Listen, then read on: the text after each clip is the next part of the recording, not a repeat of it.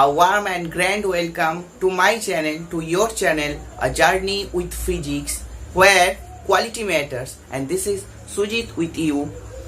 So আজকে যেটা আমরা শিখবো সেটা হচ্ছে কি আমাদের ইপিএল যে সিরিজ শুরু হয়েছিল, তোমাদের HS 2021 কে ফোকাস করে যে ইপিএল সিরিজ চালু হয়েছিল আমাদের ছায়া বুক থেকে, পাক্কা 18 নাম্বার সলিউশন যেটা আমরা দিচ্ছিলাম তার আজকের পার্ট নম্বর 5, যেখানে আমরা হচ্ছে কি ইপিএল সিরিজ অর্থাৎ এক্সাম প্রিমিয়ার লিগ চালু করেছিলাম ফিজিক্স বাবু।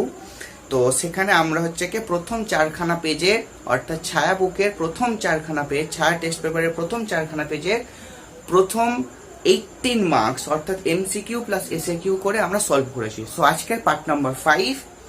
তো তোমরা অনেকেই রেসপন্স করেছো যে স্যার খুব তাড়াতাড়ি ভিডিও দিন। So I am trying my level best. So আমি খুব তাড়াতাড়ি ভিডিও দেওয়ার চেষ্টা করছি যাতে তোমরা খুব উপকৃত হও। তো আর তোমাদের সবার উদ্দেশ্যে একটা কথাই বলা, যে যারা যারা নতুন চ্যানেলটাকে দেখছো তারা অবশ্যই চ্যানেলটাকে সাবস্ক্রাইব করবে, লাইক করবে। আর যদি চ্যানেলটাকে একবারও ভিজিট করে যাও তাহলে অন্তত লাইক বা ডিসলাইক করো, তাহলে আমি আমার বুঝতে পারবো কোথায় ফল্ট কি ফল্ট নয়, কি যাই হোক কথা, সেটা ডাজেন্ট ম্যাটার। সো তো তোমরা আর পাশে থাকা যে লাল বাটনটা আছে বা লাল লেখাটা আছে সেটাকে টাচ করে দিও, দেখবে ব্ল্যাক হয়ে যাবে। একবার ম্যাজিকটা করেই দেখো যে টাচ করে দিলেই ব্ল্যাক হয়ে যায়। এটা আমি বলছি না, এটা আমার ম্যাজিক। সো টাচ করে দিলেই লাল হবে, মানে লাল থেকে ব্ল্যাক হয়ে যায়। আর পাশে একটা বেল আইকন চলে উঠবে, সেই বেল আইকন ভার্চুয়াল বেল আইকনকে অল প্রেস করে দিও, ঠিকঠাক। সো যাই হোক, সাবস্ক্রাইব করে দিও চ্যানেলটাকে। তো চলো শুরু করা যাক আজকের প্রথম কোশ্চেন তোমাদের স্ক্রিনে। সেটা হচ্ছে 1 কুলম্ব আধানকে বায়ুতে রাখলে যে পরিমাণ তড়িৎ ফ্লাক্স নির্গত হয় তা হবে। তাহলে কত কুলম্ব আধানকে বায়ুতে রাখা হয়েছে? 1 কুলম্ব আধানকে বায়ুতে রাখা হয়েছে, তাহলে তার থেকে নির্গত ফ্লাক্স কি হবে? So option A epsilon nought, option B, আচ্ছা যারা তোমরা এটাকে অনেক এতদিন ধরে এপসাইলন 0 বলে এসছো তারা হচ্ছে কি একটুখানি কারেক্ট করবে, এপসাইলন 0 নয়, এটাকে বলা হয় epsilon not. Okay, epsilon not বলা হয়। তো এটাকে বলা হয় এপসাইলন নট -1, এটা অপশন সি, যেটা হবে 4 pi epsilon nought, and option D সেটা হলো 4 পাই এপসাইলন নট হোল -1। ঠিক আছে, তো this is simple as water. কি করে? According to the Gauss law, Gauss বলতে পারো, গস বলতে পারো, যা খুশি বলতে পারো। So more suitable, more soundful Gauss, তাই না? গসের থেকে গাউস শুনতেটা বেশি ভালো লাগে। তো যে যেমন ভাবে প্রোনাউন্সিয়েট করবে। তো যাই হোক, আমরা প্রোনাউন্সিয়েশনের ক্লাস করছি না এখন, আমরা ফিজিক্সের ক্লাস করছি। তো যাই হোক, তোমরা তো পরীক্ষায় স্পেলিং লিখবে, স্পেলিংটা কোনো ব্যাপার নয়। তো যাই হোক, তো according to the Gauss law, তাহলে আমরা কি জানি? Phi equals to Q by epsilon nought হয়। এটা হলো এসআই পদ্ধতিতে কোনো একটা বদ্ধ তল থেকে নির্গত হচ্ছে কি মোট তড়িৎ ফ্লাক্স, তাই তো?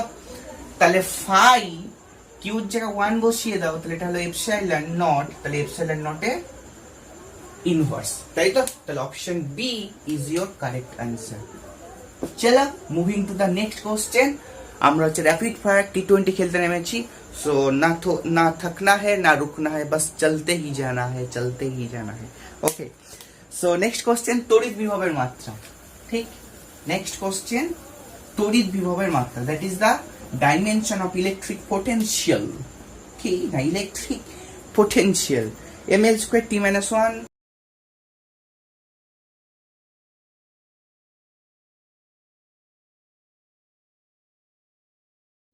So here is your 4 option. So কোনটা হবে আমাদের তড়িৎ বিভবের মাত্রা? সো তড়িৎ বিভবের মাত্রা তোমরা নিশ্চয়ই খুব ভালোভাবে জানো, এটা হচ্ছে আমাদের কোশ্চেন নাম্বার 2, তাই তো? W equals to V Q হয়, তাই তো? ওয়ার্ক ডান ইকুয়ালস টু বিভব, আর দ্যাট ইজ পোটেনশিয়াল ইনটু হচ্ছে চার্জ, এটাই হয়। ওয়ার্ক ডান সমান পোটেনশিয়াল ইনটু চার্জ। তাহলে এই potential V equals to work done by আমরা কিউ চার্জ লিখতে পারি, তাই তো? কার্য বাই আমাদের আধান হয়। তাহলে কার্যটাকে কি করে লিখতে হয়? কার্যটাকে লিখতে হয় ml² T-2, আর কিউর জায়গায় লিখতে হয় IT, তাহলে আমাদের হয়ে গেল ml square T inverse 3 that is I inverse 1। তাহলে ml square T inverse 3 I inverse 1। তাহলে ml square T inverse 3 I inverse 1 কোথায় দেখতে পাচ্ছ? একদম টপে, তাই না? অ্যান্সার উইল বি টপ, ঠিক? আর অ্যান্সার তো টপই হয়, টপ ক্লাস অ্যান্সার, ঠিকঠাক। চলো moving to the next question. আমাদের কোশ্চেন নাম্বার 3, দ্যাট ইজ 3। তড়িৎ বিভবের মাত্রা তো হয়ে গেলে, এবার হলো 1 ভোল্ট সমান কত স্ট্যাট ভোল্ট, ঠিক? 1 ভোল্ট সমান কত स्टैट वोल्ट। ये सब बच्चों का खेल है, इतना आसान आसान क्वेश्चन जो है। सो 1 स्टैट वोल्ट সমান কত ভোল্ট, ঠিক? এটা জানতে চেয়েছি। তাহলে আমরা অপশনগুলো দিয়ে দিই। অপশনগুলো হলো 300, এটা হবে না, এটা হতে পারে মনে হয়, দেখা যাক কি হয়। এটা 10⁸, আর এটা হলো 1/100, ঠিক আছে? এটা হলো 1/100। তাহলে 1 ভোল্ট, 1 স্ট্যাট ভোল্ট, আর 1 ভোল্টে স্ট্যাট ভোল্টের সংখ্যা কত? 1 ভোল্টে স্ট্যাট ভোল্টের সংখ্যা কত? অ্যাকচুয়ালি আমি কোশ্চেনটা উল্টে লিখে দিয়েছি। 1 ভোল্ট সমান হচ্ছে কে কত স্ট্যাট ভোল্ট, এটাই বার করতে হবে তোমার। 1 ভোল্ট সমান কত স্ট্যাট ভোল্ট, তাহলে ফার্স্ট একটা অ্যান্সার হবে। হ্যাঁ, 1 ভোল্টে স্ট্যাট ভোল্টের সংখ্যা কত, তাহলে 1 ভোল্ট সমান সমান কত স্ট্যাট ভোল্ট, এটা বার করতে। এটা একটু গায়ে এলে, একটু গায়ে না খেলেও মাখো ব্যাপার না খেলে ঠিক হয় না, যারা দূরে দূরে এপার নদীর ওপার, তাই না? সো 1 ভোল্ট সমান সমান কত স্ট্যাট ভোল্ট, ঠিকঠাক। তো আমরা কি করব দেখো, আমরা জানি এটা W সমান এগেন V ইন্টু কিউ। তাহলে V সমান আমরা কি লিখতে পারি? W/Q লিখতে পারি। এবারে আমরা 1 ভোল্ট 1, আচ্ছা এবারে আমরা যদি এটাকে, এটা তো এক্সপ্রেশন, এটা হচ্ছে আমাদের এক্সপ্রেশন। V সমান W/Q, ভোল্ট দ্যাট ইজ বিভব সমান, দ্যাট ইজ পোটেনশিয়াল সমান ওয়ার্ক বাই চার্জ। এটাকে তুমি যদি ইউনিটে কনভার্ট করো, অর্থাৎ এককে কনভার্ট করো, তাহলে 1 ভোল্টের একক কত? 1 ভোল্ট মানে বিভবের একক ভোল্ট, 1 ভোল্ট লিখতে পারি। তাহলে 1 জুল লিখতে পারি, আর 1 কুলম্ব লিখতে পারি, ঠিকঠাক। এইটা হলো আমাদের জেনারেল এক্সপ্রেশন, যেখানে ভিটা হলো পোটেনশিয়াল, ডব্লিউ হলো আমাদের ওয়ার্ক, আর কিউ হলো আমাদের চার্জ। এইটাকে আমরা যেটা কনভার্ট করলাম, সেই বিভবটাকে অর্থাৎ পোটেনশিয়ালটাকে তার একক ভোল্টে কনভার্ট করলাম, জুল ওয়ার্কের একক জুল হয়, জুলে কনভার্ট করলাম, আর চার্জের একক কি হয় না কুলম্ব হয়, সেই কুলম্বে ট্রান্সফার করে দিয়েছি। এবার 1 ভোল্ট, এবার ইজিলি 1 তো আমরা লিখতেই পারি, ঠিক? যদি না লিখতে চান লিখবে না, এমন কোনো মাথার দিব্যি নেই, ঠিক আছে? তো যাই হোক, এবারে 1 জুল সমান কি লিখতে পারো দেখো। 1 জুল সমান তোমরা জানো সেটা হলো 10⁷ আর্গ, তাই না? 1 জুল সমান 10⁷ আর্গ, আর 1 কুলম্ব সমান হলো 3 × 10⁹ স্ট্যাট কুলম্ব, তাই তো? 3 × 10⁹ স্ট্যাট কুলম্ব হয়। তাহলে 10⁷ আর বাই 3 × 10⁹। তাহলে 1 ভোল্ট সমান তুমি যেটা পেলে সেটা কত? 10⁷ আর 10⁹। তাহলে নিচে একটা 100 আসছে আর তার সঙ্গে 3 আছে, তাহলে 1/300 আর বাই স্ট্যাট কুলম্ব। তাহলে সিজিএস একক, সিজিএস একক, তাহলে এখানটাও সিজিএস একক হওয়া উচিত, that is of stat volt. তাহলে 1 ভোল্ট সমান কত আসছে না 1/300 স্ট্যাট ভোল্ট আসছে, that is of option B. 1 volt সমান 1/300 stat volt, this is your answer, ঠিক আছে? 1 ভোল্ট সমান 1/300 স্ট্যাট ভোল্ট। চলো পরের কোশ্চেনে যাওয়া যাক। প্রশ্ন নাম্বার 4, এটা কোশ্চেন নাম্বার 3 ছিল, এটা এবার 4 এ যাচ্ছে। ওকে, তো দেখো নেক্সট প্রশ্ন নাম্বার 4, এটা ভেরি ভেরি ইম্পর্টেন্ট কোশ্চেন। হ্যাঁ, এটা তোমরা খুব ভালো করে শিখবে, এটা হচ্ছে তোমরা খুব ভালো করে শিখবে বা শেখানোর আমি চেষ্টা করছি। এখানে যেহেতু সবকটা রোধের মান 30, তাহলে তুমি যদি একটু মিসজাজও করে যাও তাহলে কিন্তু তোমার অ্যান্সারে হ্যাম্পার হবে না, যেহেতু তোমরা একটু আধটু এই কোশ্চেনটা সম্পর্কে আই থিঙ্ক জানো। যদি সবকটা 30 না থেকে ডিফারেন্ট থাকতো বা থাকে, তাহলে কিন্তু তোমার অ্যান্সার একটু প্রবলেম হতে পারে, মানে তোমার মিসজাজটা তখন কিন্তু মিসজাজই থেকে যাবে, ঠিকঠাক? তাহলে তোমার প্রবলেম কিন্তু সলভ হবে না। কিন্তু এখানে হচ্ছে প্রবলেমটা আমার সলভ করার পালা, ঠিক আছে? তাহলে এখানে সলভ করবো কি করে, দেখো যে সার্কিট অ্যানালিসিস আমরা করব যখন এইখান থেকে কারেন্ট বার হচ্ছে, দেখো ব্যাটারি পজিটিভ টার্মিনাল থেকে কারেন্টটা বার হয়েছে, ঠিকঠাক? তাই ঠিকঠাক যখন ব্যাটারি, তাহলে এই কারেন্টটা যেটা ব্যাটারি পজিটিভ টার্মিনাল থেকে বেরিয়েছে সেটা হলো সি বিন্দু পর্যন্ত আসবে, ঠিকঠাক? এই পর্যন্ত কথাটা ক্লিয়ার? যদি সি বিন্দু পর্যন্ত আসে তাহলে কারেন্টের সামনে দুটো রাস্তা, বিকজ কারেন্ট হলো একটা জলের মতো তুমি ভাবতে পারো। তাহলে কারেন্টের সামনে যদি কোনো একটা জল যদি কোনো পাইপ থেকে নির্গত হয় এবং সেই পাইপের সঙ্গে আরো যদি 4-5টা পাইপের লিঙ্ক থাকে, তাহলে 4-5টা পাইপেই কিন্তু জল যাবে, ঠিকঠাক? তার মানে কোনো একটা পয়েন্ট থেকে, কোনো একটা পয়েন্ট, আর কার্শফের সূত্রও তাই বলে, কোনো একটা পয়েন্ট থেকে বিভিন্ন মিলিত প্রবাহ মাত্রাগুলোর বীজগাণিতিক যোগফল 0 হয়, তাই না? তাহলে কোনো একটা পয়েন্টে যদি কারেন্ট গিয়ে রিচ করে বা পৌঁছায়, সেখান থেকে যতগুলো পাথ পসিবল সব কটা পাথেই কিন্তু কারেন্টটা হচ্ছে কি যাবে। তাহলে যখন সি বিন্দুতে এসে কারেন্টটা পৌঁছেছে, যে ব্যাটারি পজিটিভ টার্মিনাল থেকে বেরিয়ে, তার সামনে কটা রাস্তা খোলা আছে, দেখো তার সামনে দুটো রাস্তা খোলা আছে, একটা দিস ওয়ে, একটা দিস ওয়ে। এবারে আমরা জেনারেলি ধরে নেবো যে কারেন্টটা ডিফারেন্ট যাবে, ঠিক? জেনারেলি ধরে নেবো কারেন্টটা ডিফারেন্ট যাবে, অর্থাৎ এইটার ভেতর দিয়ে যদি I1 কারেন্ট যায়, তাহলে এটার ভেতর দিয়ে I2 কারেন্ট যাবে। এবার দেখো যে I1 কারেন্টটা এইরকম ভাবে এসছে, ঠিক? এবার এই পয়েন্টটা থেকে কিন্তু অন্য কোনো নতুন পয়েন্টের সৃষ্টি নেই, মানে তুমি যদি এরম ভাবো পাইপটা এরম গিয়ে এরম বেঁকে গেছে, ঠিকঠাক? তাহলে পাইপটা এরকম যেতে গিয়ে যদি এরকম বেঁকে যায়, তাহলে কারেন্টটাও, মানে জলটাও সেরম ভাগবে, অ্যাজ ইট ইজ কারেন্টটাও সেরম ভাগবে, যদি সেইখান থেকে আর নতুন কোনো পাইপের সৃষ্টি না থাকে, মানে সেইখানটার কোনো নতুন কোনো ব্রাঞ্চের সৃষ্টি না থাকে। তাহলে যে কারেন্টটা সি থেকে এই 30-এর মধ্য দিয়ে এসছে, অর্থাৎ এই I1 কারেন্টটা এই বিন্দু পর্যন্ত পৌঁছেছে, তার থেকে আর নতুন কোনো পাথ নেই এক্সেপ্ট এই পাথটা, তাই তো? এক্সেপ্ট এই পাথটা। তার মানে যে I1 কারেন্টটা এইখান থেকে এসছে, সেই I1 কারেন্টটা এইটার ভেতর দিয়ে পাস করবে। তার মানে আমরা বলতে পারি এইটার ভেতর দিয়েও I1 কারেন্ট গেছে, তো এইটার ভেতর দিয়ে I1 কারেন্ট গেছে। এইবারে আমরা কি জানি, যখন রোধ শ্রেণী সমবায় থাকে, তাহলে তাদের মধ্য দিয়ে যদি মানে সেম কারেন্ট যায়, রোধ যদি শ্রেণী সমবায় থাকে তাহলে তাদের ভেতর দিয়ে সেম কারেন্ট যায়। কনভার্সলি বলতে পারি, মানে উল্টো ভাবে, যে সমস্ত রোধের ভেতর দিয়ে সেম কারেন্ট যাচ্ছে, তাহলে তারা ডেফিনেটলি শ্রেণী সমবায়তে আছে, ঠিক? Point to be noted.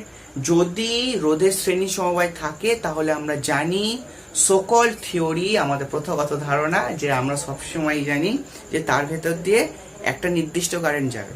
তাহলে ঘুরিয়ে বলতে পারি কনভার্সলি, যে যদি কোনো ডিফারেন্ট রোধের ভেতর দিয়ে যদি সেম কারেন্ট যায়, তাহলে আমরা কি ভাবতে পারবো, সেই ডিফারেন্ট রোধগুলো তারা নিশ্চয়ই সিরিজ কম্বিনেশনে আছে, মানে দ্যাট ইজ শ্রেণী সমবায়তে আছে।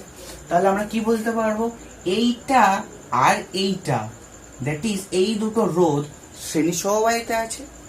আর যে কারেন্টটা এইখান থেকে I2 হয়ে এই পর্যন্ত এসছে, I2 পর্যন্ত এটা এসছে, I2 অর্থাৎ এই CB অংশের মধ্যে দিয়ে এসছে যে I2 কারেন্টটা, আর এইখান থেকে CA আর A থেকে B এই যে I1 কারেন্টটা এসছে, তাহলে সেই I2 এবং I1 এর এইখানটায় মিলিত হবে, মিলিত প্রবাহ, দ্যাট ইজ যে I কারেন্টটা এখান থেকে বেরিয়েছিল, সেই I কারেন্টটাই দুটো ভাগে ভাগ হয়েছিল, I1 আর I2, যেটা C বিন্দু থেকে ভাগ হয়ে একটা I2 এই পথে এসেছিল, এবং I1 কারেন্টটা সেটা হলো C থেকে A এবং A থেকে B তে গেছিল।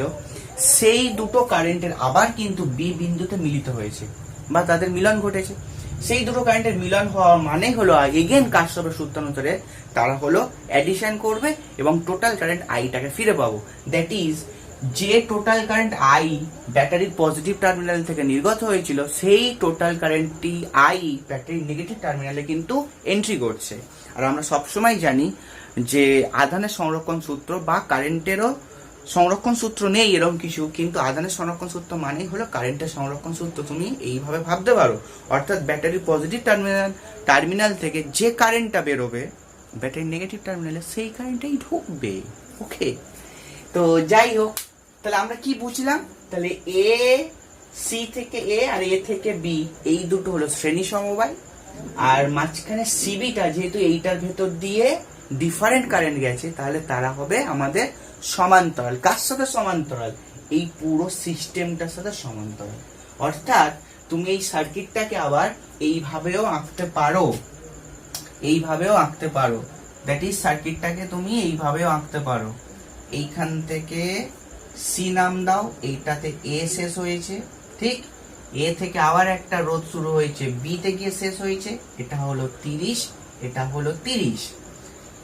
আর দেখো সি আর বির মধ্যে, তাহলে সি আর বির মধ্যে আরো একটা আমাদের রোধ আছে, সেটা হলো 30, এবং তোমরা এটাকে এইখান থেকে ব্যাটারি 2 ভোল্ট এঁকে দিতে পারো। ঠিক, দেখো সিবি টার্মিনালের মধ্যে ব্যাটারির পজিটিভ আর নেগেটিভ ছিল, ঠিকঠাক। তাহলে তোমরা এখানটায় যেটা প্রথমেই আমরা বলছিলাম মিসজাজ করতে পারো, অর্থাৎ এইগুলো যদি সব 30 না থাকতো তাহলে কিন্তু এখানটায় ডিফারেন্ট যদি কম্বিনেশন তুমি চুজ করে ফেলতে তাহলে কিন্তু ভুল হয়ে যেত অ্যান্সারটা। কিন্তু যদি এখন তুমি জানো যে এরকম থাকলেই দুটো শ্রেণীতে থাকে আর একটা প্যারালাল থাকে, মানে তার সঙ্গে সমান্তরাল থাকবে, তাহলে আমাদের অ্যান্সার করলে মিলে যাবে। কিন্তু যদি পরীক্ষার হলে পরীক্ষক বা কোশ্চেন সেটার যদি এইগুলো চেঞ্জ করে দেয় রোধগুলো, তাহলে কিন্তু তোমার খেল খতম, ঠিক আছে? সো যাতে খেল খতম না হয় তাহলে তোমরা সার্কিটটাকে এইভাবে অ্যানালিসিস করার চেষ্টা করো। অথবা আরো একটা ট্রিক, সেটা আমি বলে দিতে পারি, যেটা ব্যাটারির পজিটিভ আর নেগেটিভের মধ্যে থাকবে যে রোধটা, ব্যাটারির পজিটিভ আর নেগেটিভের মধ্যে থাকবে যে রোধটা, সেটাই হলো আমাদের অ্যাকচুয়ালি সমান্তরালে থাকবে, আর বাকি দুটো অর্থাৎ তার উল্টো দিকে সেইটা হচ্ছে আমাদের শ্রেণীতে থাকবে, ঠিকঠাক? তোমরা এইখানে আরো একটা গেস করতে পারো, এটা করে দেখানোর পরে আমি দেখাচ্ছি সেটা, ঠিক আছে? তো তাহলে ব্যাটারির সঙ্গে যেটা ডাইরেক্টলি কানেক্টেড থাকবে সেটা হলো প্যারালাল থাকবে, আর বাকি দুটো হচ্ছে শ্রেণীতে থাকবে, ঠিকঠাক? তাহলে এখানে 30-30 শ্রেণীতে আছে, 30-30 শ্রেণীর কি হয় সেটা 60 হবে।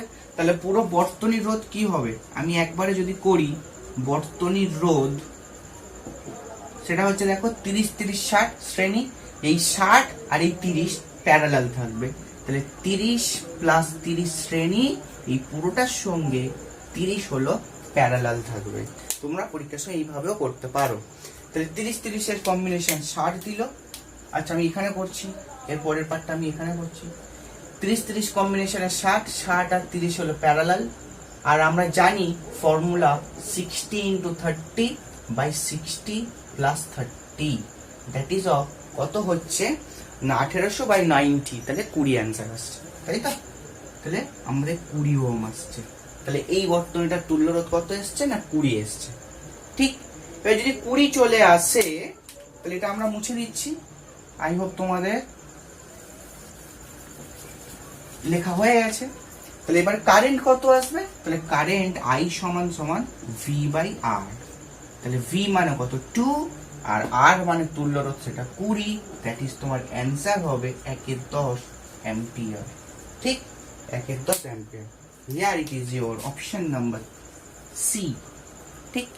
অপশন সি, 1/10 অ্যাম্পিয়ার, ঠিক আছে? আই হোপ ক্লিয়ার, বোঝাতে পেরেছি? তো মুছে দিলাম।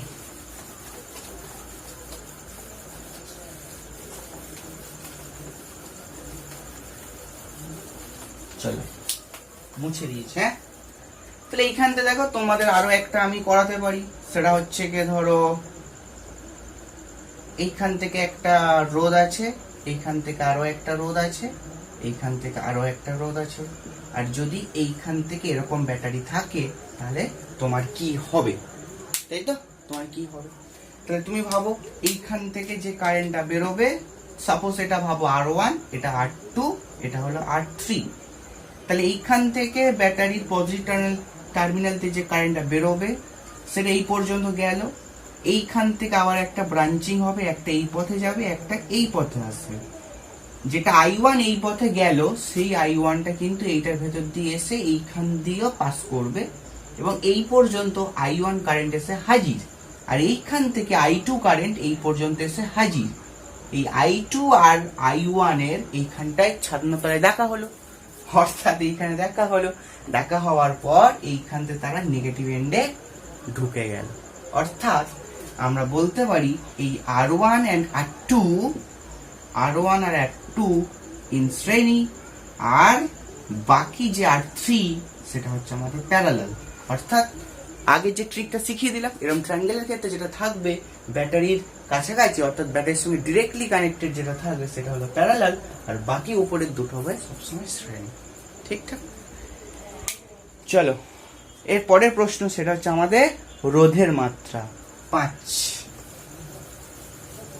রোধের মাত্রা, তাহলে ডাইমেনশন অফ রেজিস্ট্যান্স, রোধ এর মাত্রা। নাইস, রোধের মাত্রা। ঠিকঠাক, রোধের মাত্রা কি করে বার করব? তাহলে রোধ R সমান আমরা কি জানি বলো? রোধ R সমান আমরা জানি V/I হয়, তাই তো? আচ্ছা, V এর মাত্রা তোমাদের যাদের মুখস্থ আছে তারা তো বার করতেই পারবে, আর একদম আমাদের অপশন নাম্বার 2 তে আমরা রোধের বিভবের মাত্রা বের করেছি। সো সেই বিভবের মাত্রাটা আমি এখন বসিয়ে দিচ্ছি, আর ওই বিভবের মাত্রা কিন্তু যদি পরীক্ষার সময় শুধু এই প্রশ্নটা আসে তাহলে ডান দিকে তোমরা ক্যালকুলেট করে দেখাবে। ওকে, তাহলে কিন্তু এখন আমরা আগের থেকে বিভবের মাত্রা যেটা কোশ্চেন নাম্বার 2 তে ক্যালকুলেট করেছি, তড়িৎ বিভবের মাত্রা, সেই বিভবের মাত্রাটা এখানে আমরা বসাবো। ওকে, সেখানে মাত্রা কি এসেছিল না? ml² t-3 I inverse 1, ml² t-3 I inverse 1, আর এখানে একটা আছে I, that is of current. So ml² t-3 I inverse 2, এটাই হলো তোমাদের অ্যান্সার। অ্যান্সার কোথায় আছে? ml² t-3 I inverse 2, that is option number C. Option number C হলো তোমাদের অ্যান্সার। ঠিক? ওকে, চলো নেক্সট প্রশ্ন 6।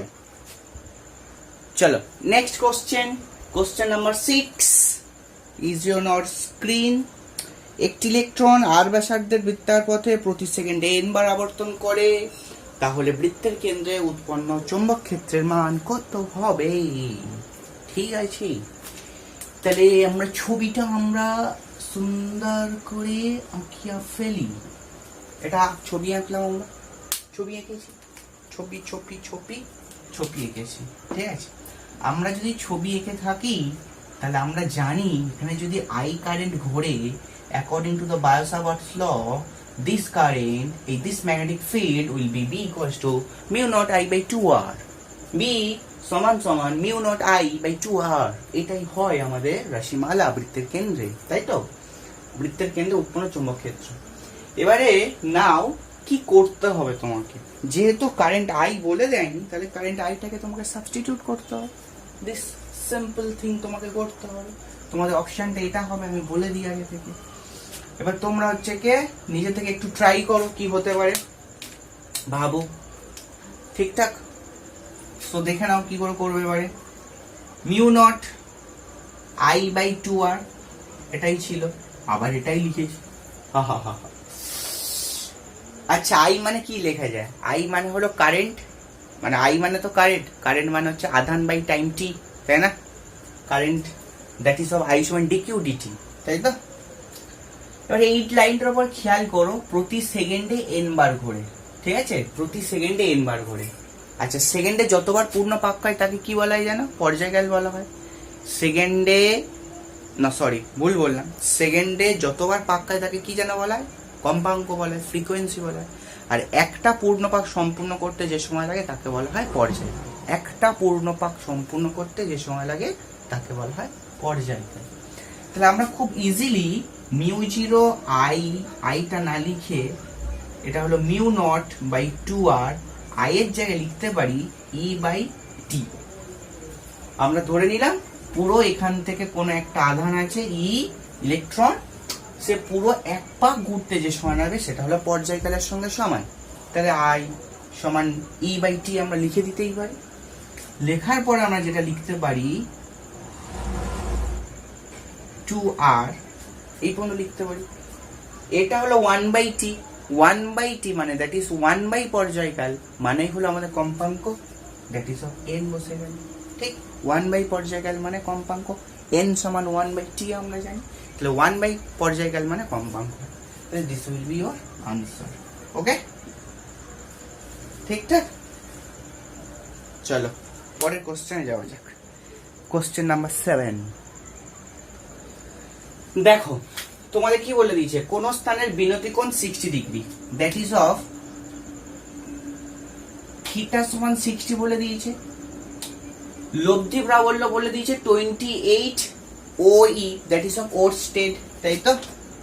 I সমান 28 OE, দ্যাট ইজ ওরস্টেড, সেটা হলো আই লব্ধি প্রাবল্য। আর তোমাদের কি বার করতে দিয়েছে, ভূচুম্বক প্রাবল্যের অনুভূমিক উপাংশ। আচ্ছা, অনুভূমিক উপাংশকে আমরা কি দ্বারা ডিনোট করি, এইচ দ্বারা ডিনোট করি, এই এইচটাই বার করতে দিয়েছে।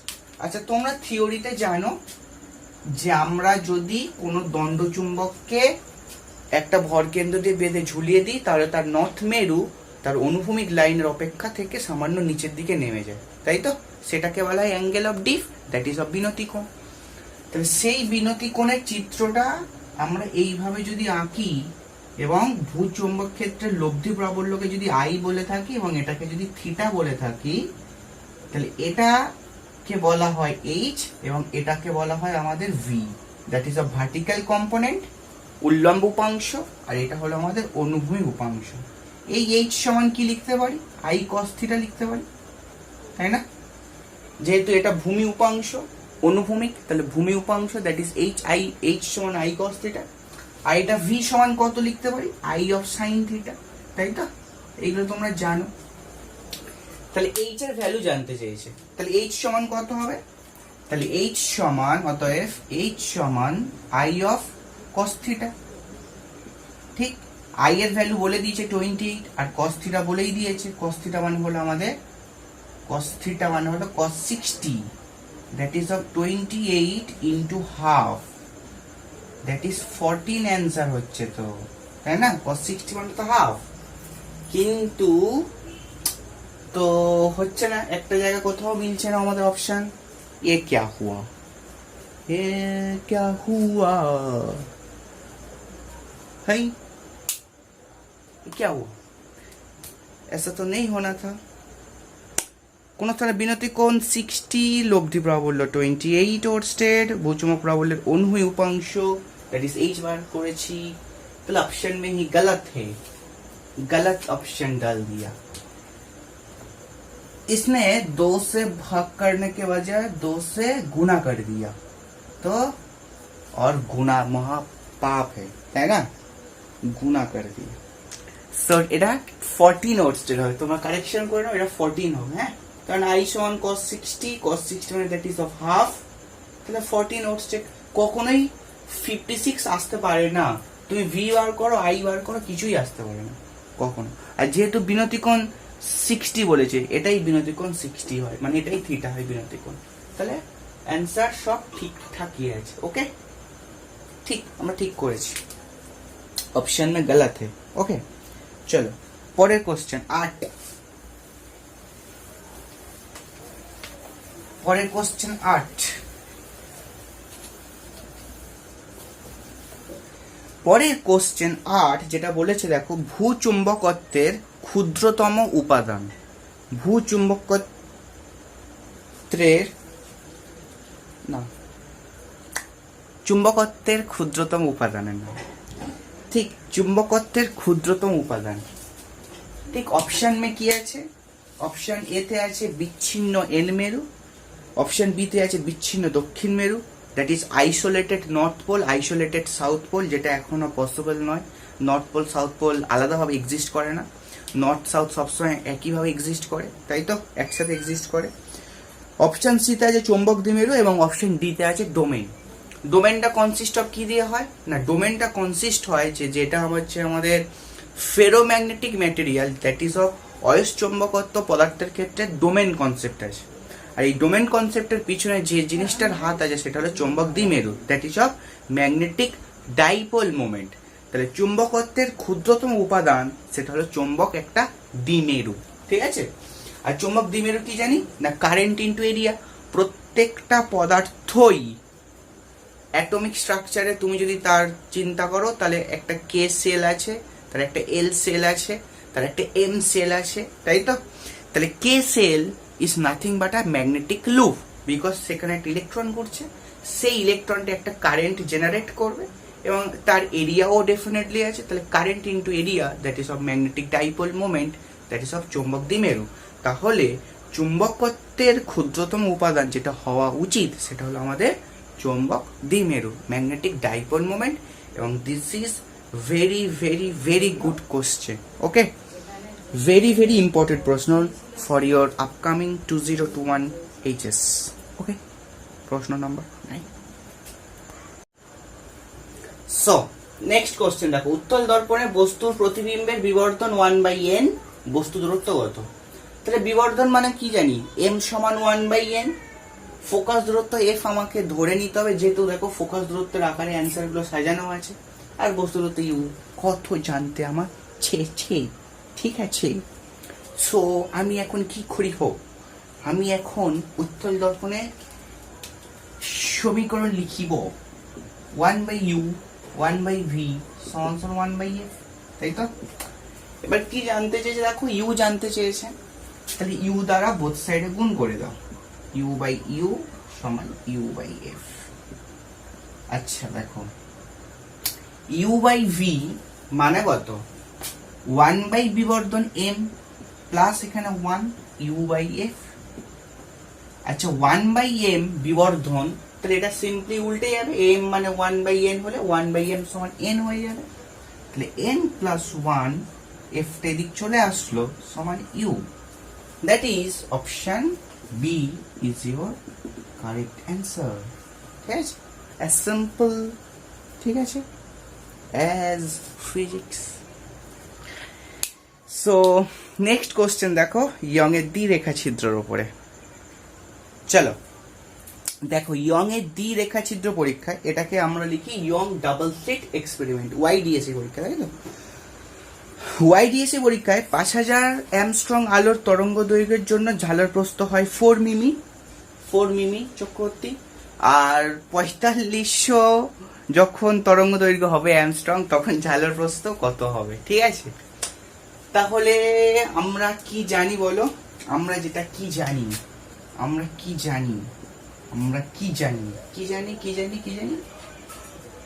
we know beta equals to d/2d into lambda, অর্থাৎ ঝালর প্রস্থকে তুমি যদি বিটা বলো তাহলে d/2d into lambda হয়, যেখানে d হলো distance between the screen and the slit, উৎস আর পর্দার মধ্যে দূরত্ব, ঠিক, সোর্স আর স্ক্রিন।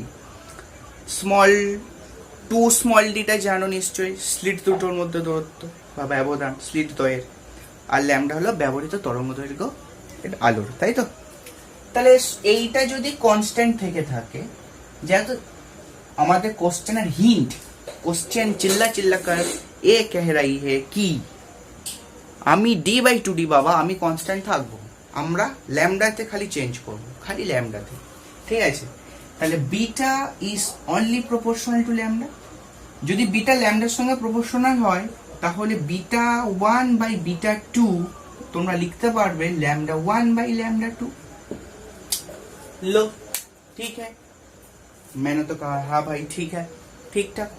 तो बीटा 1 की होबे, बीटा 1 देखो, बीटा 1 জানি না, আচ্ছা बीटा 1 4000, এই সরি 4, बीटा 2 বার করতে দিয়েছে, ঠিক। আচ্ছা এটার করেসপন্ডিং যে তরঙ্গ দৈর্ঘ্য কত ছিল, 5000, আর এটার করেসপন্ডিং 4500, 0000 ক্যান্সেল। আর এখানে যারা ভাবছো যে অ্যামস্ট্রংটাকে মিলিমিটারে কনভার্ট করবে কি সেন্টিমিটারে কি হচ্ছে কে সেমিতে মানে মিটারে এসবে কনভার্ট করবে, তাদের বলবো এসব কিচ্ছু ঝামেলা করার দরকার নেই, বিকজ অ্যামস্ট্রং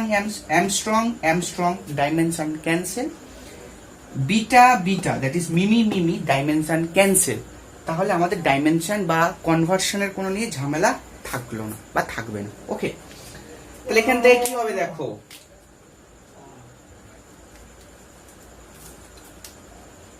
5 দিয়ে এটা কাটলে 10, 5 দিয়ে এটা কাটলে 9,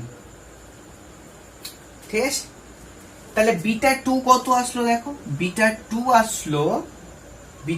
আসলো 36 upon 10, that is a 3.6 মিমি, ঠিক। তাহলে বিটা 3.6 মিমি, এগেইন অ্যান্সার বি, ঠিক আছে, এগেইন অ্যান্সার বি। আগের দাগে অ্যান্সারটা এখানে পাকিয়েছিলাম না, সেটা পুরোটা রয়ে গেছে, তাই না। একবার লিখবো প্রতিবারের কাজ হবে, এবিসিডি কে বারবার লিখবে, তাই না। সো ঠিক আছে, চলো 11 দাগের কোশ্চেন, আই হোপ ক্লিয়ার। দেখো 11 দাগের কোশ্চেনটা আমি বলিনি, শুধু জাস্ট বলেছি কি অপশনগুলো দিয়েছি, কিছু বলিনি, লিখেছি খালি, তাই না, কিছু বলেছি কি, কিছু বলিনি এখন।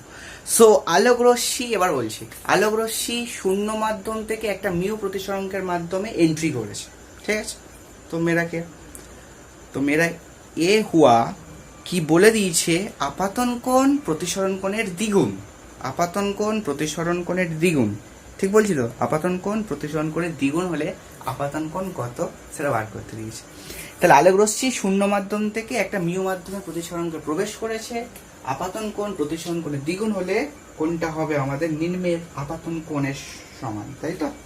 তাহলে আমরা কি করব দেখো, তাহলে একদম ভেরি ইজি অঙ্ক।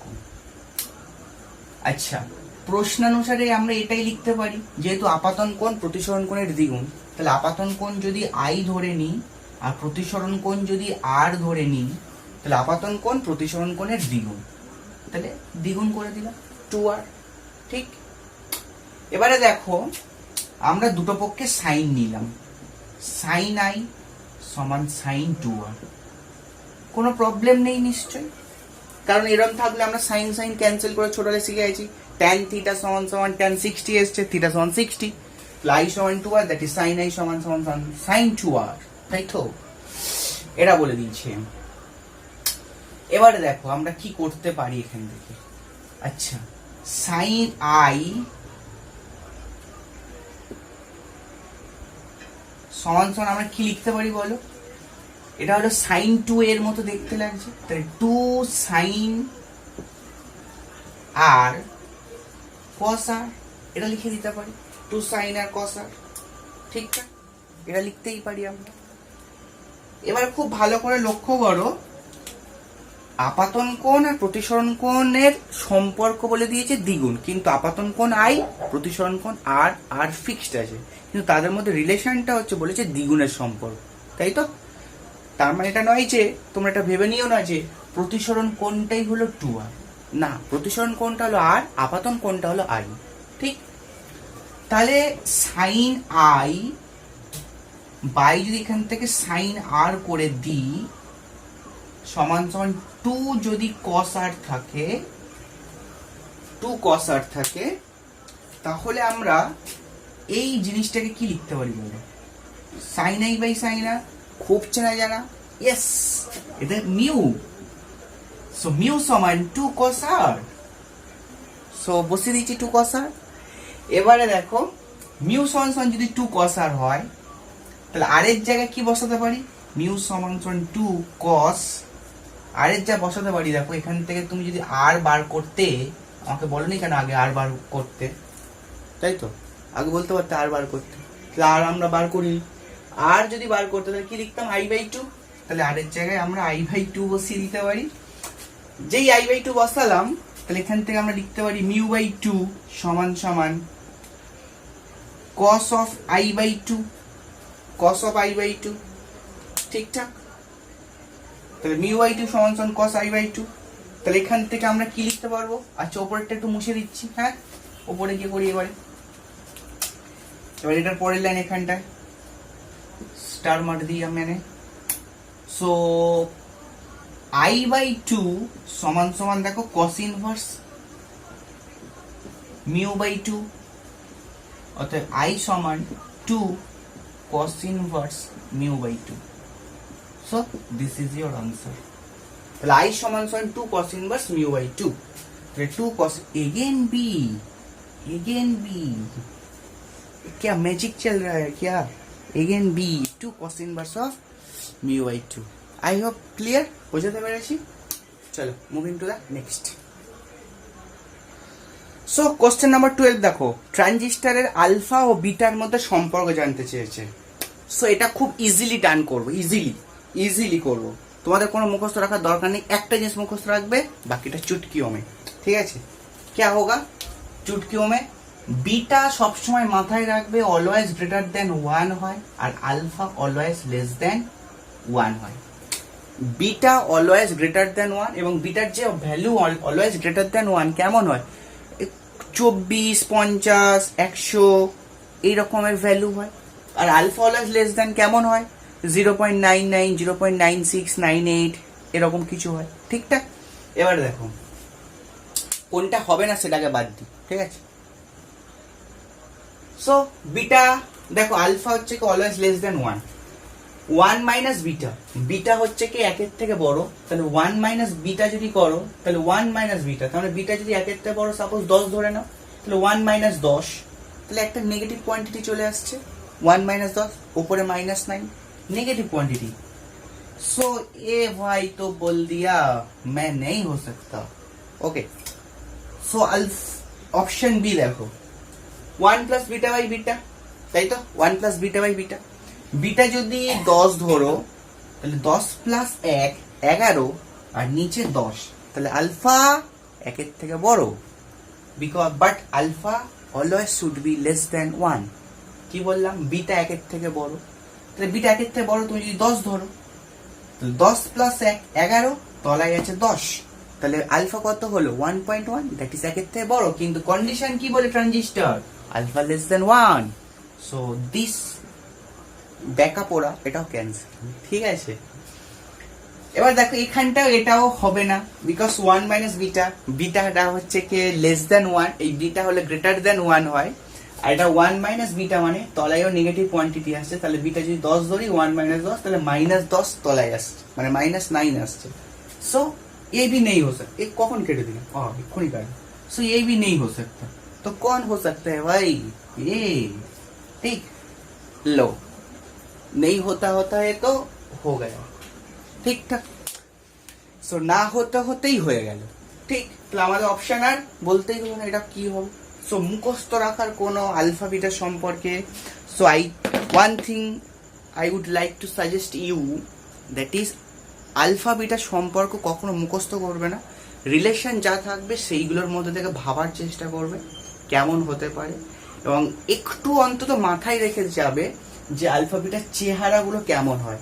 অনেক সময় এমন আসবে শুধু আসলো alpha equals to 1/1 plus beta, তাহলে সেখানেও আলফাটা দেখো, আলফা যদি এরকম আসে alpha equals to 1/1 plus beta, কিন্তু সেখানেও alpha less than 1 condition satisfy করছে।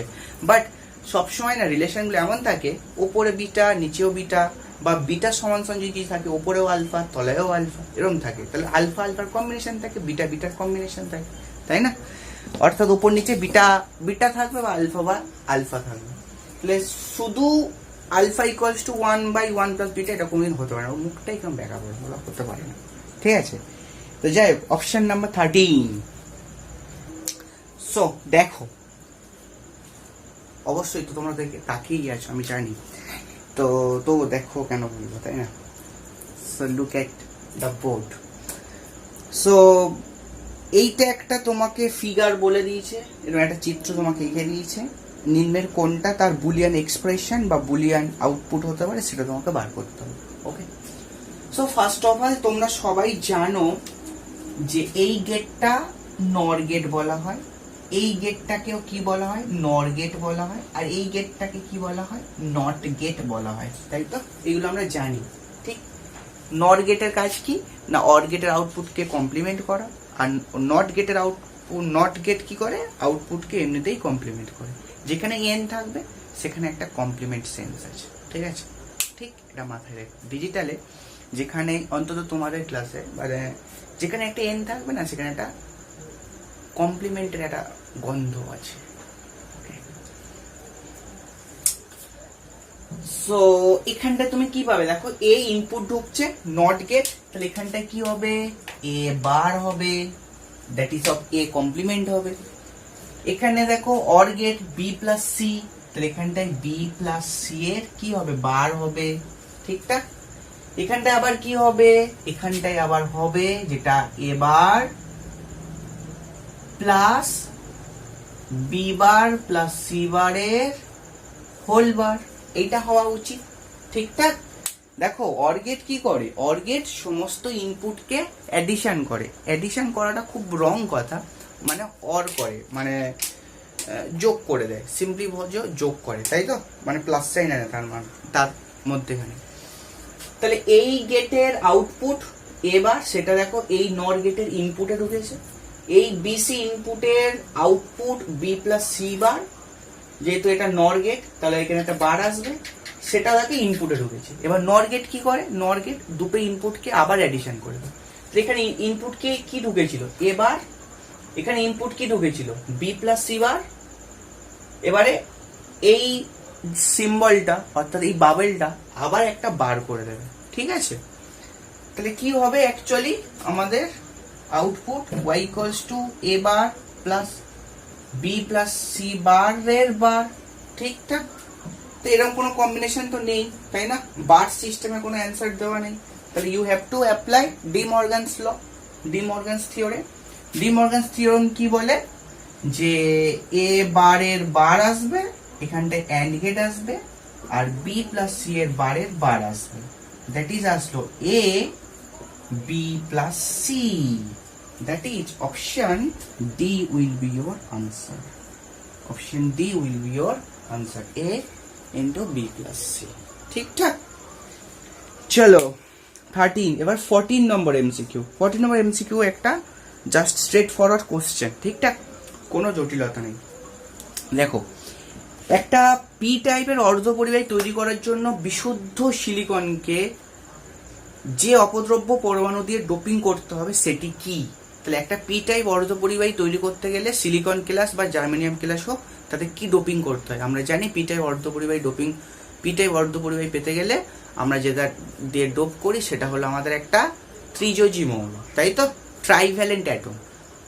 From the given option only aluminium is possible because phosphorus একটা পঞ্চযোজী মৌল, সেটা এন টাইপ করে, অ্যান্টিমনি সেটাও একটা পঞ্চযোজী, অনলি অপশন অ্যালুমিনিয়াম, সেটা হলো একটা ট্রাইভ্যালেন্ট অ্যাটম, তাহলে অ্যান্সার হবে অ্যালুমিনিয়াম, ঠিক আছে। তাহলে আমাদের একটা পি টাইপ অর্ধপরিবাহী তৈরি করতে গেলে যে জিনিসটা লাগবে সেটা হলো অ্যালুমিনিয়াম, এল, ওকে। চলো আমাদের এমসিকিউ শেষ, এবারে আমাদের দুইয়ের দাগের একে কি বলেছে, 4 নম্বরের প্রশ্ন। তাহলে 14 নম্বর করে ফেলেছি আমরা, ব্যাটে 14 রান করে ফেলেছি, এখন 18 আর 4 রান বাকি, ঠিক, 4 রান করলে ম্যাচ জিত। সো দুইয়ের দাগের একে দেখো কোশ্চেন বলেছে, একটি বিচ্ছিন্ন ধনাত্মক আধানের বলরেখার প্রকৃতি কি রূপ হয়। একটি বিচ্ছিন্ন ধনাত্মক আধানের বলরেখার প্রকৃতি কি হয়, তাহলে তোমরা বলবে অরীয়ভাবে বহির্মুখী, অরীয়ভাবে বহির্মুখী, ঠিক। তাহলে radially outward, that is radially outward. এবার তারপরে তোমরা যেটা করবে তার সঙ্গে শুধু এই কথাটা বলবে না, তার সঙ্গে খুব দ্রুত একটা ছবি এঁকে দেবে, এখানে একটা প্লাস সাইন আঁকবে, ঠিক আছে, প্লাস সাইন, বিচ্ছিন্ন ধনাত্মক আধান একদম। তাহলে এইখান থেকে তোমরা আর তোমরা জানো এইটা হলো সিমেট্রি রুল মেনটেন করে, তাহলে এইগুলো না আঁকলেও চলতো। তাহলে এদিকে একটা দেখালে, এদিকে একটা দেখালে, এদিকে একটা দেখালে, এদিকে একটা দেখালে, এদিকে একটা দেখালে, এদিকে একটা দেখালে, এদিকে একটা দেখালে, এদিকে একটা দেখালে, সো তার সঙ্গে চিত্রটাও এঁকে দেবে। সো পরীক্ষক একে যা তোমাকে 2 কখনোই দেবে না, একই দেবে, ঠিক আছে। চলো সেকেন্ড কোশ্চেন, যেটা হলো 2 নম্বর প্রশ্ন, বোর ম্যাগনেটনের সংজ্ঞা দাও, ঠিক, আশা করি ক্লিয়ার। চলো বোর ম্যাগনেটন কাকে বলে, তাহলে বোর ম্যাগনেটন কাকে বলে আমি সংজ্ঞাটা লিখে দিচ্ছি পজ করে। আচ্ছা পজ করে লিখছি না, দেখো বোর ম্যাগনেটনের সংজ্ঞা, ঠিক 2 এর দাগে 2। তাহলে 2 এর দাগে 2 এর বোর ম্যাগনেটনের সংজ্ঞা কি না, কোনো পরমাণুর প্রথম বোর কক্ষের দ্যাট ইজ ব্র্যাকেটে লিখবে কে শেল, তাই তো, প্রথম বোর কক্ষ মানে কে শেল, এর চৌম্বক দ্বিমেরু ভ্রামককে বোর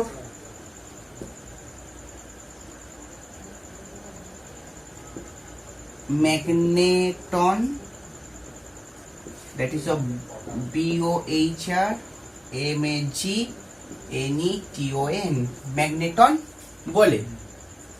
ঠিক কোন পরমাণু প্রথম বোর কক্ষে দ্যাট ইজ অফ KSL এর চৌম্বক দ্বিমেরু ভ্রামককে বোর ম্যাগনেটন বলা হয়, যার ভ্যালু কি হয় mu B E H cross by 2a সমান লিখে দেবে 9.27 ইন্টু 10⁻⁻24 অ্যাম্পিয়ার মিটার স্কোয়ার। ঠিক এইটা লিখে দেবে তার তলায়। আর এইচ ক্রস কিছু লেখার দরকার নেই, আর তোমাদের for extra information H cross equals to h/2πr, আর যেখানে এইচ হলো প্ল্যাঙ্ক কনস্ট্যান্ট তোমরা জানো, তাই তো। তাহলে আমরা লিখে দিয়েছি বোর ম্যাগনেটনের সংজ্ঞা, ঠিক আছে। তাহলে 3 নম্বর প্রশ্ন, চলো আই হোপ এটা পজ করে টুকে নিয়েছো, ঠিক আছে। চলো 3 নম্বরে দিয়েছে, দেখো সেটা আমাদের 3 নম্বরে দিয়েছে যে 20 সেমি ফোকাস দৈর্ঘ্য বিশিষ্ট একটি অবতল দর্পণকে জলে নিমজ্জিত করলে ওর ফোকাস দৈর্ঘ্য কত হবে। 20 সেমি ফোকাস দৈর্ঘ্য বিশিষ্ট একটি অবতল দর্পণকে জলে নিমজ্জিত করলে ওর ফোকাস দৈর্ঘ্য কত হবে, ঠিক আছে। তাহলে 20 সেমি ফোকাস দৈর্ঘ্য, তাহলে উই নো, দেখো লেখো এটা 2 এর দাগে 3 হচ্ছে। তাহলে কোন লেন্স নির্মাতার সূত্র অনুযায়ী তাহলে ফোকাস দৈর্ঘ্য কি হয়, এটা যদি বায়ুতে রাখা হয় তাহলে a mu G minus of 1/r1 minus of 1/r2 হয়। এটাই তো আমাদের লেন্স নির্মাতার সূত্র, সাধারণ সমীকরণ। সিমিলারলি যদি লেন্সটাকে তুমি জলে ডোবাও তাহলে 1/fw, তাহলে w মিউ জি লিখবে, যেহেতু আলোটা জল থেকে গ্লাসে যাচ্ছে, তাহলে 1/r1 মাইনাস অফ 1/r2। এবার তুমি যদি এটাকে ভাগ করে দাও 1/fa/1/fw, ঠিক আছে, একটু দ্রুত করছি। তাহলে এইটা পুরোটা বসবে, এটা পুরোটা বসবে, দ্যাটস ওয়াই এটা ক্যান্সেল হয়ে যাবে। তাহলে a mu G minus 1/w mu G minus 1 এটা পাবো। a মিউ জি মানে কত না mu G by mu a minus 1, আর w মিউ জি মানে হলো mu G by mu w minus 1, এটা হয়, তাই তো। আচ্ছা গ্লাসের প্রতিসরাঙ্ক তো বলে দেয়নি, ঠিক, গ্লাসের প্রতিসরাঙ্ক বলে দেয়নি আমাদের, ঠিক। এটা থেকে কি পেতে পারো, দেখো এটা থেকে পেতে পারো FW/FA। তাহলে মিউজিটাকে তোমরা 3/2 ধরে নিতে পারো, যেহেতু মিউজি 3/2 হয় সব সময়, ঠিক আছে। তাহলে এটা দেখো 3/2/a মিউ a মানে বায়ুর প্রতিসরাঙ্ক 1 হয়, তাহলে 3/2 মাইনাস 1 বাই, দেখো এটা 3/2 বাই মিউ ডব্লিউ মানে কত 4/3, 4/3টা উল্টে গিয়ে কি হলো 3/4 হলো মাইনাস 1, ব্যাস এটা হলো। 3/2 থেকে 1 বাদ দিলে কত আসলো 1/2। এবার দেখো এটা 9/8, 9/8 মাইনাস 1 দ্যাট ইজ হবে 1/8। তাহলে এবার 1/2 গুণ 8 দ্যাট ইজ অফ 4 আসলো, ঠিক আছে, দ্যাট ইজ অফ 4 আসলো। তাহলে FW সমান FA ইন্টু 4। FA কত বলা যায়, দেখো বায়ুতে ফোকাস দৈর্ঘ্য 20, তাহলে 20 into 4 that is of 80 semi, ঠিক, এটাই তোমাদের অ্যান্সার 80 সেমি, ঠিক আছে।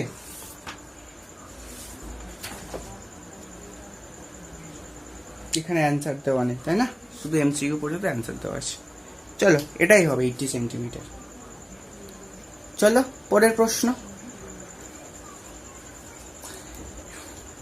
দেখো two input OR gate truth table, input output, তাই তো আমরা সাজিয়ে নিয়েছি আগে। তোমরা সবাই জানো টু ইনপুট অর গেটের কি হয়, 00 11 হয়, এখানে 0 1 এর কম্বিনেশন হয়, সব 0 দেবে, এটা 1 এটা 1 এটা 1, তাই তো। এটা হলো two input OR gate truth table, ঠিক আছে। যে কোনো একটা ইনপুট 1 হলেই বা দুটো 1 হলেই আউটপুট 1 হয়।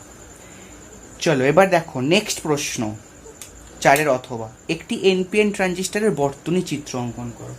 তা মুছে দিচ্ছে, একটি এনপিএন ট্রানজিস্টরের বর্তনী চিহ্ন। এনপিএন ট্রানজিস্টরের বর্তনী চিহ্ন কি হবে দেখো,